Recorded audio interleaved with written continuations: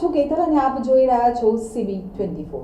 Budget 2025ની શરૂઆત કરતા પહેલા નાણામંત્રી નિર્મલા સીતારમણે હલવા સેરેમની કરી ઉજવણી કરી હતી। નાણાકીય વર્ષ 2025-26નું સામાન્ય બજેટ આવતા મહિનાની પહેલી તારીખે રજૂ થવાનું છે। શુક્રવારે પરંપરાગત હલવા સમારંભ સાથે બજેટ બનાવવાની પ્રક્રિયા સત્તાવાર રીતે શરૂ થઈ હતી। દેશમાં બજેટ 2025 તૈયાર કરવાની અને રજૂ કરવાની પ્રક્રિયા શુક્રવારે સત્તાવાર રીતે શરૂ થઈ ગઈ છે। નાણામંત્રી નિર્મલા સીતારમણે નોર્થ બ્લોકમાં તેમના મંત્રાલયના અધિકારીઓ સાથે પરંપરાગત હલવા સમારોહની ઉજવણી કરી હતી। આ સમારોહ સાથે હવે બજેટ બનાવવાની પ્રક્રિયા સાથે જોડાયેલા તમામ લોકો બજેટ રજૂ ન થાય ત્યાં સુધી નાણાં મંત્રાલયમાં બંધ રહેશે। હવે તે ન તો ઘરે જઈ શકશે અને ન તેમના પરિવારના કોઈ સભ્ય સાથે વાત કરી શકશે।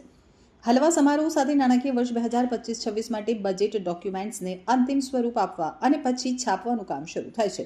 તેથી અધિકારીઓથી માંડી અને બજેટ બનાવવા સાથે સંકળાયેલા કર્મચારીઓ, સ્ટાફ સુધીના લોકો બજેટ રજૂ થાય ત્યાં સુધી અહીં જ લોક રહેશે અને તે પહેલાં તેઓ આ કાર્યમાં સહભાગી થવાના ઉત્સાહના ચિહ્ન તરીકે હલવા સમારોહની ઉમળકાભેર ઉજવણી કરે છે।